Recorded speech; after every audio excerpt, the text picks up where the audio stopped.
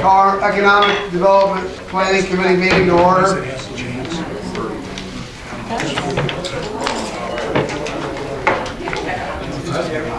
That one had last time I called it.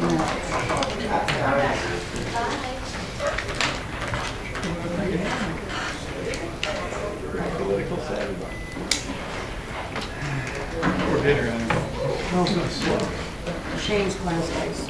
Oh, my glasses. Oh, reading something. I can't see nothing. My glasses. That was smart. I can only see a foot in front of my face. Okay, folks. Items on the agenda at this time are as follows: discussion, privilege of the committee chair, committee members, board of supervisors to discuss items of interest regarding departments governed by this committee.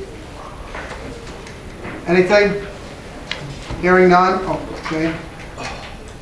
Not Shane. Oh, my glasses. Only good for a foot. John, You grow that mustache any longer. I'm not on the committee, so I'll leave it up to you as to whether you want to allow me to bring something up.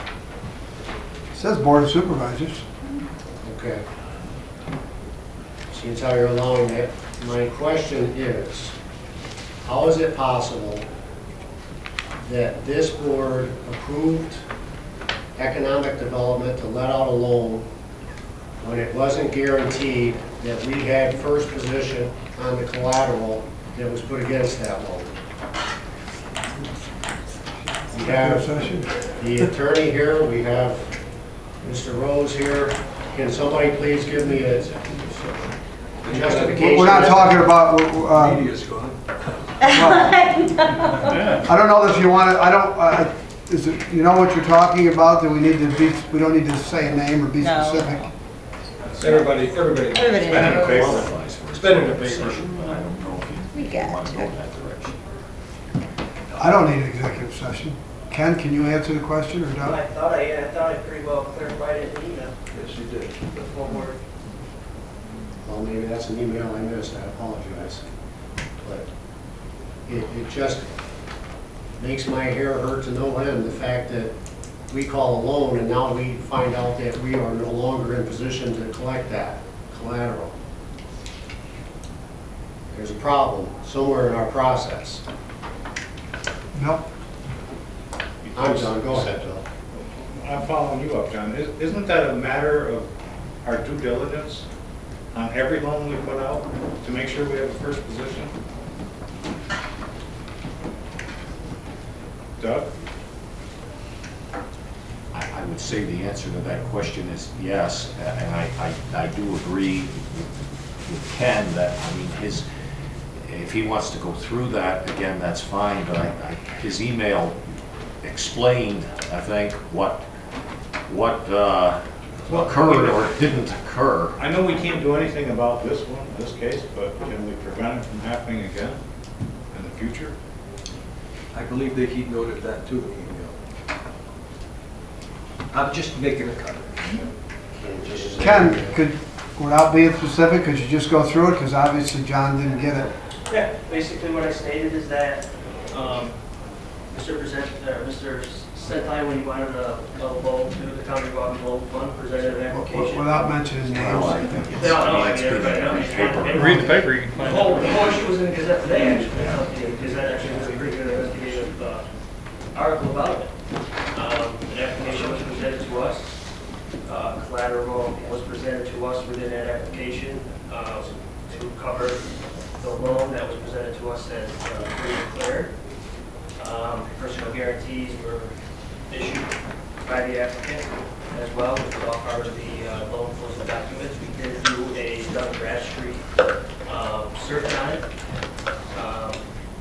The mortgage company came up with an Airbnb. The mortgage company didn't come up as it being collateral on the equipment specifically. We did follow up with doing a specific UCC search because obviously we don't have the expertise as the UCC searches. We rely on counsel, legal counsel for that. And we went through with the loan closing based on this word, based on our community. Simple as that.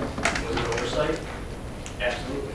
I don't point fingers. I sent an email. I take full blame for it. UCC search should have done by counsel. Is that what I heard you say? Usually in loan closings, I mean, that's usually through does, who does that. Okay. Thank you.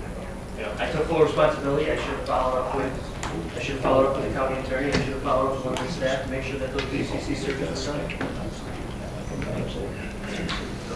All right, good. Moving on. Brian is with us. Brian is the interim executive director of Cornell Cooperative Extension. Gilchrist, Yes, am I saying it okay? it is, yes. I'm not embarrassing myself. Go ahead, Brian. First of all, my name is Brian Gilchrist. I'm the interim director for Cornell Cooperative Extension in Fulton, Montgomery counties, and I thank Chairman Walters for asking me to come here tonight. And I thank all of you for your support in the past and hopefully in the future of Cooperative Extension. Chairman Walters asked me to come and introduce myself to the board, and I'll start by telling you a little bit about myself. I grew up in the hamlet of Shushan in the town of Salem in Washington County. My grandfather owned and operated a beef farm and also a USDA inspected slaughter facility on the farm. I was an active participant on the farm as much as a young child and teenager can be. I was an active participant in 4-H. I started showing beef cattle at the Washington County Fair at the age of 5 or 6, something I still do, and I've only missed one fair since I started at the age of 5 or 6. The slaughter facility was closed in the 80s, and my grandfather passed away 4 years ago, and I am now responsible for the day-to-day operation and maintenance of the farm. I raise approximately 60 head of beef cattle, 95% of them a registered herd, and we sell both for breeding and for meat. We harvest all of the hay during approximately 500 round bales of baleage. When I left Salem, I went to SUNY Buffalo and got my degree in urban studies and planning. I went on to UMass Amherst and got my degree in regional planning, and I wrote my thesis on open space and farmland preservation because it was my hope to come back to Washington County or to a rural area like Washington County. I got my first planning job with the regional planning agency north of Boston, primarily doing transportation planning, not a lot of fun. In July of 2000, I had the opportunity to move back to Washington County and become the head of planning for Washington County. I was in that role for about a year and a half, working quite a bit with Cooperative Extension on the Ag and Farmland Protection Board, ag districts. At the time, we were going through an ag industrial development enhancement retention project. And the executive director position in Washington County Cooperative Extension opened, and I applied for that and started that job in October of 2001. As you know, the executive director of Fulton Montgomery left in March. At the time, the board, under the assistance of Cornell Cooperative Extension Administration, came together and decided how they were going to fill that vacancy. They decided to look towards, at this time, for shared leadership, looking for another county. So I started that role in April of this year, and the contract is through December, at which time we will look for it again. It may seem a little odd that, given the fact that I live almost on the into Vermont, that they asked me to take on that role. But I had a relationship with Fulton Montgomery. I've worked with the staff on 4-H Capital Days committee for many years. I'm familiar with the nutrition staff. And we had worked together on the shared business networks for many years. And Washington County had been doing the finances for Fulton Montgomery now for almost 2 years. And I may have been the only one that they thought would actually say yes to doing it. But I was also looking at the opportunity to take on shared leadership as we look towards at a system of diminishing resources and trying to be more efficient with our administration. That the way of the future is going to be more shared leadership. So I looked at this as an opportunity. That's kind of me in a nutshell and where I'm at. And where are we moving? Where's Cooperative Extension moving in the future? And the goal of both the statewide system and our local board of directors is to put as much money into and resources, both human and financial, into programming. And in order to do that, making structural changes and becoming efficient in administration and doing some shared administration. One example is the Shared Business Network. It's aimed at creating efficiencies and hopefully cost savings around the areas of HR, finance, and IT. Fulton Montgomery is participating with Washington County, Albany County, and Schenectady County in the shared business network. And probably the most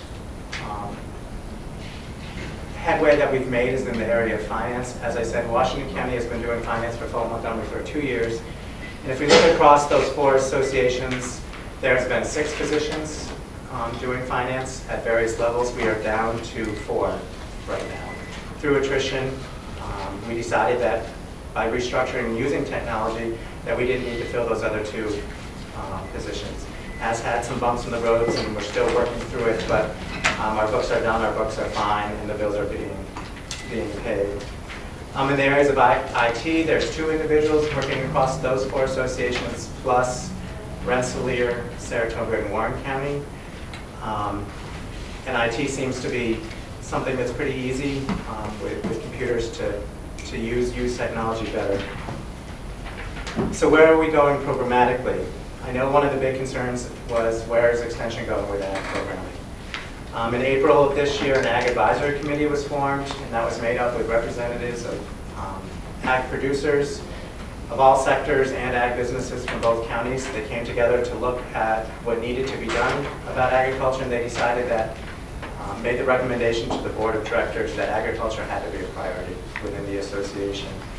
And immediately they said that we should look once again to the Central New York Dairy and Field Crops team, which historically Fulton Montgomery County has been a member of, but we pulled out a year ago. We did ask to join that team. The request was granted, so as of July 1st, we are back in the Central New York Dairy and Field Crops team for a year. We asked for through the end of the year. Campus wanted us to join for a year. We were able to do that. In order to do that, we had to come up with money to do that, so we had to restructure. Some of our nutrition staff, which is grant funded, were 80% grant funded, 20% local dollars. We had enough money to shift them to 100% grant dollars, using those local dollars to put into the ag team. So just by looking at things and trying to restructure a little different, we're trying to come up with some cost savings, again, to put into programming. I think you're all familiar with 4-H, and 4-H is moving along still in those priority areas. Extension in Fulton Montgomery still remains an active participant in Capital District Vegetable and Small Fruit Team, which is a 10-county team with 3 highly qualified educators. And we hope to continue to be an active partner in the Central New York Dairy Team as we move past July of next year. Campus is committing itself to agriculture programming. They're making it a priority. And by doing that, they're looking at larger teams, and they're looking at additional state funding. Just this past year in the state budget, they got an additional $300,000 to expand the Western New York Ag team. And they hope to be able to expand the Eastern New York Ag teams next year by going after some additional state funds. So Extension is committed to agriculture, both at the statewide system and locally, and where it is our goal to continue to provide quality programming and put our money in a program and save money on administration. That's where Extension is now. I'll answer any questions, and I encourage questions, concerns, or any issues that you have moving forward. Please call me and we can have those discussions. Shane. Couple of things. First of all, thanks for coming. And to start it off, I mean, we've had some strained relationships that I'd like to see in, and that's why I told you that, and that's why I'd like you to be here. One of the things that's come up in discussion over the past is about the regional directors for Cornell and the Cornell push for regional groups. What you're talking about is separate than that. When you're talking about multi-county, you're not talking about Cornell's regional picture, are you? Or is it the same thing? It is one and the same, but 2 different points of view. Campus is seeing the need for regional structures just for cost efficiencies. At the same time, they're encouraging us to figure out what seems to make sense for us locally. Campus doesn't want to take the map of New York State and say, these counties work together and these counties work together. They want us to figure out what seems to make sense based on, in the area of agriculture, how our producers work together, what is the distance that educators can cover logically. So they're asking us to figure it out. I asked you not to talk about budget specifically because we'll get to that. Because I wanted your focus to be more on what Cornell should be doing. And I think you covered that pretty good. And I know for some of us, there's a lot of people in this room are 4-H kids. And my parents were the first 4-H club in town of Charleston. And out of that 4-H club, I think 7 4-H clubs were started. Now, we haven't had a 4-H club since the 70s, but there's been times when it's been presented to us that we don't know 4-H, but there's plenty of us in here that are 4-H. And I don't want to see that anymore. I do believe the county should have a good working relationship between Cornell. You know, I'm involved in enough between my association on Fish and Wildlife Board as a state rep and my association as a Region 4 rep. I deal with Cornell directly through college. My association in my agricultural business with my horses, I deal directly through it. And my vet deals directly through Cornell. I've had animals treated through Cornell, so I'm a big supporter of it. I just am not a big supporter of being told I don't know what it's all about. And I really, really wanted you here to make sure that that this board is encouraging you to work with us. And that's really what I was hoping you would see, and that's what I want to hear from the board. I'm good, Tom. Okay, anybody? Larry, then John. You know, I served on the Cornell board last year for a full year. Rather enjoyable stint too. But it seemed the one bone of contention I saw there seemed to be that the Cornell and a dairy farm. And what you've said tonight, it seems to me maybe you're working more in direction with the dairy farmers. Am I correct? The advisory committee was put together to look at the Future Back program, and I know one of my perception from being outside, but also working with the region, we were looking at putting together an ag team, a capital district ag and horticulture team. Outside of Fulton, Montgomery, we did not, all of our ag educators were hired by the county. And it was getting to the point where I could, in Washington County, I had a dairy person and I had a crops person locally, but I had this huge ag industry that I wasn't serving, and I couldn't afford to hire someone to serve all those sectors. So we got together and started talking about all of the expertise that we had in the region, and couldn't we work regionally? Why were we constrained by county borders? So we started putting together an ag team and how much it was going to cost, and it was based on the proportion of your industry, your county's industry in that ag sector. At the time, Fulton Montgomery was sitting at the table. They were weighing their options between the Capital District team and the Central New York team. And it's my understanding that there was some stress in Fulton Montgomery on the board of which team to pursue. And I think we've worked through that. That's good news here, and hope to continue on down on that. That's all I have. Thanks. I guess I'll be the bad guy. Where do you stand if you don't get funding from Montgomery County? We budgeted $72,000 for the calendar year 2012. I don't recall what was presented to us earlier in the preliminary. But what effect does that have on your organization? Obviously, it's going to hurt. There are obviously other sources of funding. The nutrition program, as I said, is 100% grant funded. So if the county were to give us no funding, we would be able to continue the nutrition program because that's funds from New York State. We do get some Smith-Lever dollars, which are federal dollars, and we get some New York State County Law 224 dollars. Those are a very small portion of what we do, so we would, obviously it would be a huge restructuring. The biggest piece of, they used to say county dollars, for every dollar that the county came in, you matched it by $3 or $4. And it's, if you look at budgets, in reality, it's becoming more 50-50. The nutrition program, it used to be a match. It's no longer a match. It's all 100% grant money now. The biggest thing about county dollars, obviously, it increases our bottom line. But it's money that is, in Montgomery County, is appropriated quarterly. Fulton County, they send us a check a month. It really is our core dollars that help with the cash flow issue. If we didn't have county dollars, we wouldn't really be able to run our programs. Our nutrition program, we spend the money up ahead, and then we voucher the county because it flows from New York State through social services. So we would be 4 to 5 months out before we were reimbursed for those salary dollars and program expenses, and we just can't cover those without the county appropriation to help with the cash flow. To me, obviously, we want county dollars. It helps our bottom line and supports all of our program. But the biggest help when you're looking at it from a budget standpoint is the cash flow issue. So really, if there's no county dollars, we would have a cash flow issue, and we would be looking at basically very limited staffing. Basically nutrition, we would have to, we wouldn't be able to afford essentially our dairy team, the vegetable team, and probably not even a local 4-H educator. Was it nutrition restructured 2 years ago? Federal government came through and reduced? The federal government came through and reduced the way they allocated funds, so New York State, as a state, lost a huge chunk, which was then passed on to the counties.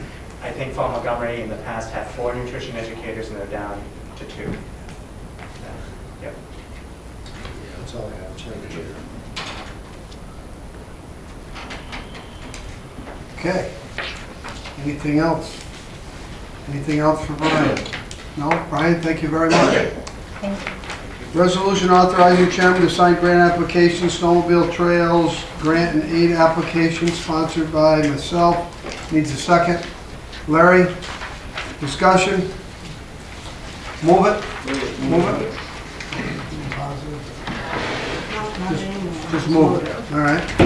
Second resolution, resolution authorizing chairman to sign agreement Mohawk Valley Snowmobile Club's snowmobile trail maintenance. I believe I sponsored that. Looking for a second to start. Move it. Okay, and third resolution authorizing chairman to sign agreement job access reverse commute JRC Montgomery County Bus Transportation System. I sponsored. Looking for a second. Butch. Move it. Move it.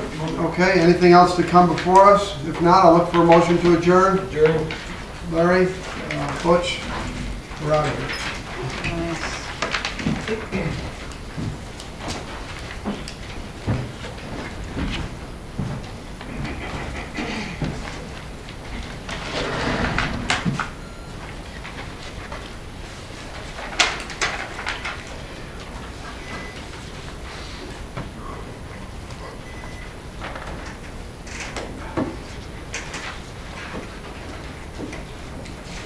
Okay, we'll call the Public Safety Committee to order. First thing on the agenda is the privilege of the committee chair, Board of Supervisors, to discuss anything. Anyone have anything? If not, we'll move on to B. Sheriff? Probably about 2 months ago, I came to the committee to advise you of an issue we have with our alarm system in jail, fire alarm system in jail. It's been a problem for the last 2 years. After it was diagnosed, and we contacted a couple companies to come and look at it, we finally got a quote to repair it.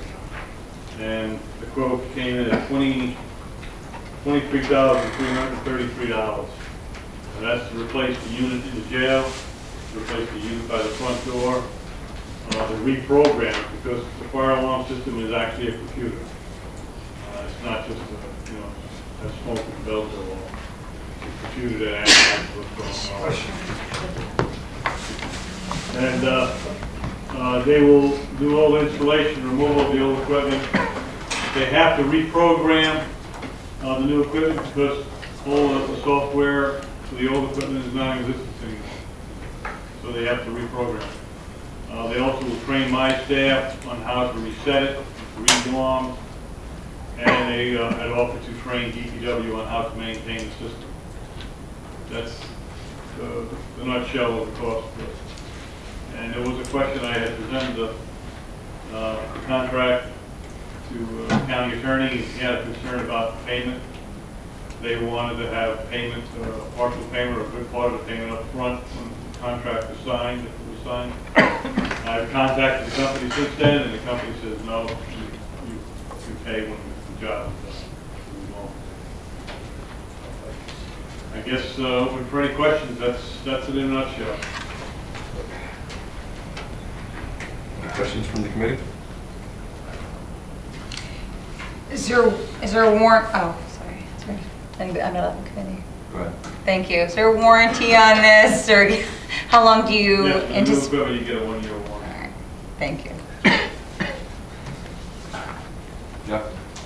Sheriff, just refresh my memory. So this is a quote, did you get 3 quotes? Did one quote, was this priority? This quote came through, this one quote, we got this through the county contract with Johnson Control.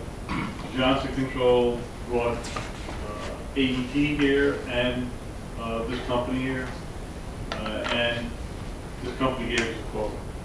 AET, we did not seek a quote from them. They're the ones that couldn't give us the software to fix what we have. They're the ones we originally got the car system. But no, this is the only quote we got. The prices are, the equipment or state contract, and the labor cost is below state contract to do the installation. So that doesn't have to, I guess this question, that doesn't have to go out, be advertised for bid because it's over 20,000? It's reflected in the description that was submitted by Red Hawk, which is the company, that it is the state contract and the labor reduced from that. So no, you could do that if you chose to, but you wouldn't be required in this instance. Nice. One of the reasons I was kind of concerned is when I found out the concern that I had with the concern of the system, I really don't have the luxury of time to play around with it. To me, it's kind of a bird you get there.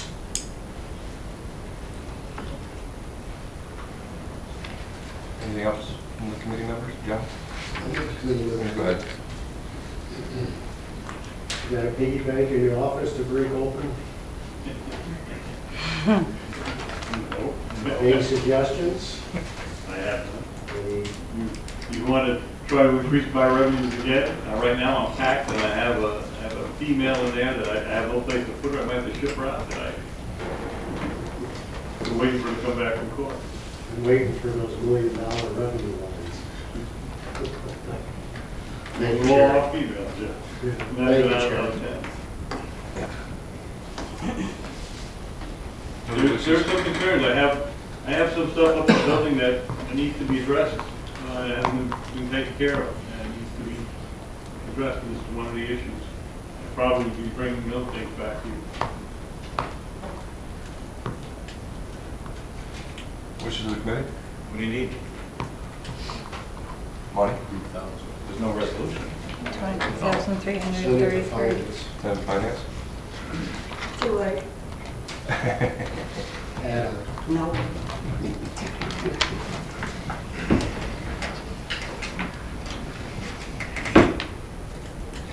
Want to do that, send it to finance for finance. transfer?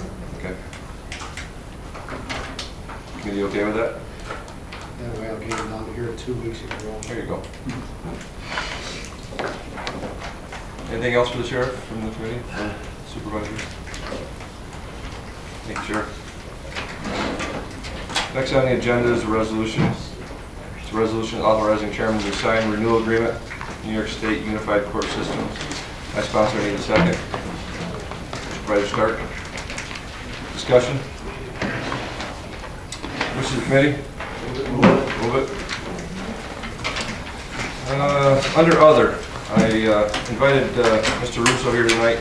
I had Robin send all the board of supervisor members minutes of the safety meeting that I held back in June, and he'd like to discuss a few of the items on there. Ed? We had meetings last month, and we came up with a suggestion I'd like to make. Brian suggested I bring it to the board. What we like to do is, being that we have no safety officer anymore, is get every department that we have in the county and get like 1 or 2 people from each department and let them do their own safety inspections in each department, and then meet periodically. If it's a big safety issue, we can do a work order and get it done right away. If it is something that we need to discuss, a potential hazard or something like that, we can meet, like I said, once or twice a month with Brian and go forward with this. I also talked to CSEA. We have our safety and health specialist, Gary China, willing to come up and do some trainings. We do a trainer for some of these things that we're doing. I'll give you one example right now. 2 years ago, or almost 3 years ago, we did a forklift training that the safety officer did. We never trained a person to be a trainer. So right now, actually, everybody's licenses, nobody should be driving that piece of equipment. They need to be updated. This is a state mandate. We have bloodborne pathogens that needs to be done every year. We haven't done it probably 4 or 5 years. These are all things that I can coordinate through CSEA, bring them in. It's no cost to the county. They'll come in, they'll set up the trainings, they're short trainings. We can figure out who needs to have the trainings. I think it's well worth doing. I just appreciate it if anybody's supporting, if anybody's got any questions, we would love to answer them. Comment from the committee? Anyone else? Go ahead. Good idea? Got it? I agree. I was glad he said train the trainer, because that is the most cost-effective way to approach this. You have somebody in your department, they know the problem areas, they know what to look out for, and they can be working for the people in their own department. I'm all for it. I think it'll work out good too, You because can't beat free. That's it? the Deer China will come in and train these people that are going to be on the teams. And so they'll know what to look for electrical, plumbing, whatever it is got to be fixed. So it's not going to take them much time, so it's not wasted, and we're going to have safety back in the county. Tom? I'm not on the committee, That's but fine. I could. I think it's a great idea, but I think that we need to be cognizant of the fact that if we're going to allow the members to be trained to train or be in it, we got to give them the proper amount of time to do it and do it right. Not just to take part in the training, but also if there's corrective action that needs to take place, they have the time to talk that over and sit down in a group setting, whether it be monthly, bi-weekly, or whatever. But you got to give them the proper time to do that, whether it's one designated for one department or two. I mean, that means as much as the training, because if they can't get to the end of the game, you know, what's the point of the beginning? So. And I'll work with you, Brian, and give you all the information that we got going, so. Yeah, if you want to sit. With you. Yeah, that'll be fine. Any other questions? Thank you for your time. Anything else under other? Not, motion to adjourn. Larry? Need a second? Right. Great. Are you ready?